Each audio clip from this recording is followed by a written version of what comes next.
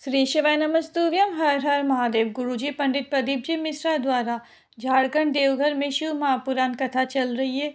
ये 7 दिवसीय शिव महापुराण कथा है जो 14 नवंबर से लेकर 20 नवंबर 2025 तक चलेगी।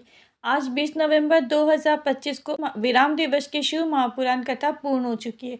आज की कथा में गुरुजी ने 7 उपाय पत्र उपयोगी जानकारियां दी है। सभी की जानकारी आपको इस वीडियो के माध्यम से प्राप्त होगी। साथ ही साथ 21 नवंबर मार्गशीर्ष माह का शुक्रवार का दिन है। इस दिन किए जाने वाले विशेष उपाय के बारे में भी बात करेंगे।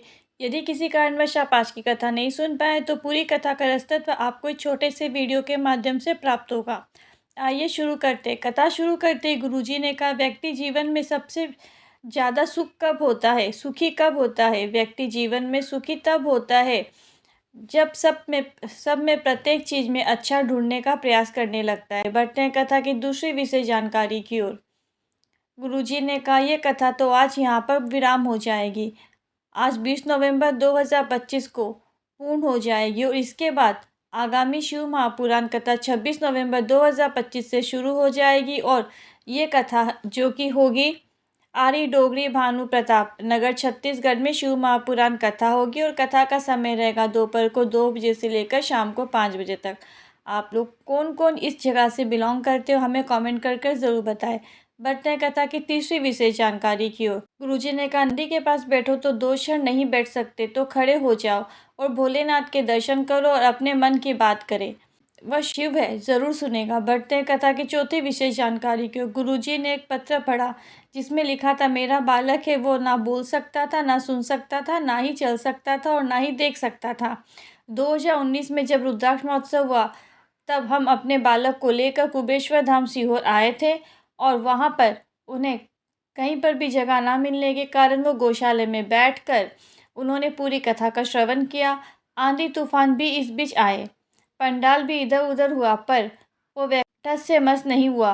वो वहाँ बैठे और गुरुजी, आंधी तूफान चल रहा था तो गुरुजी सब शिव भक्तों से मिलने के लिए आए थे, गौशाला देखने आए थे, व्यवस्था देखने आए थे। तो वहाँ उन्होंने वो उस बालक को भी देखा था। उन्होंने पत्र के माध्यम से बताया कि गुरुजी ने कहा था कि बाबा इसे जल्दी ही ठीक करेंगे और आप वापस आएंगे। तो ऐसा ही हुआ और आज मेरा बालक पूरी तरह से ठीक हो गया। वो चलता है, बोलता है, देख सकता है, वो स्कूल भी जाने लगा है। बाबा ने हमारा हाथ थाम लिया। बढ़ते कथा की पांचवी विशेष जानकारी क्यों। अरविंद राय जी पत्र लेकर आए। मेरी पत्नी के दिमाग में कुछ परेशानी हो गई थी। दिमाग से उसे कुछ समझ में ही नहीं आता था और वो 12 साल पहले घर से चली गई थी। घर से गए हुए मतलब घर से वो जब बाहर निकल गई थी तो 12 साल हो गए। हमने बहुत ढूंढा, पुलिस को रिपोर्ट भी करवाई, पर पत्नी कहीं भी नहीं मिली। कई बार ढूंढने का प्रयास भी किया, कहीं नहीं मिली। फिर एक बुजुर्ग महिला मिली जिसने आपकी कथा के बारे में बताया और पंडाल में कथा सुनने को कहा। हमने खगड़िया की कथा पंडाल में बैठकर सुनी और मिट्टी को हाथ में लेकर प्रार्थना कर ली। और 3 महीने भी नहीं निकले थे, 2 बच्चे मेरी पत्नी को हाथ पकड़ कर मेरे घर लेकर आकर उससे छोड़कर चले गए।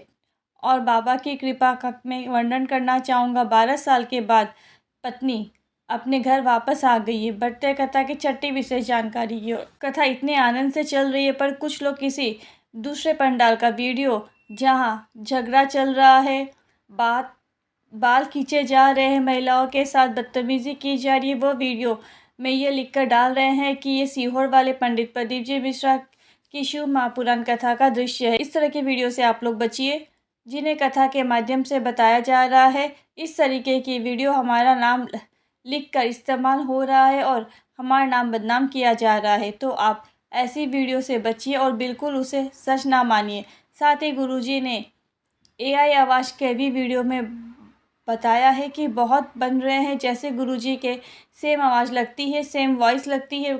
कई बार हम भी इतने कंफ्यूज हो जाते हैं कि ये कौन बोल रहा है, पर वो गुरुजी की आवाज़ नहीं होती है क्योंकि वह तारीख से वो लोग वीडियो बनाते हैं, तारीख लिखी रहती है और तारीख वो बोलते हैं कि ये दिन है, अगर आपने ऐसा नहीं किया तो ये हो जाएगा। इस टाइप के वीडियो से आप ज़रूर बचें। गलत वीडियो से, ऐसे फेक वीडियो से आपको बचना चाहिए। बढ़ते हैं कथा की सातवीं विशेष जानकारी की ओर। गुरुजी ने कहा, जब लगे कि दवाइयाँ भी नहीं खा रहे हो और दवाइयाँ कार्य नहीं कर रही है, दवाइयाँ शरीर को नहीं लग रही है, तो आपको 5 बेलपत्र वाला उपाय करना है।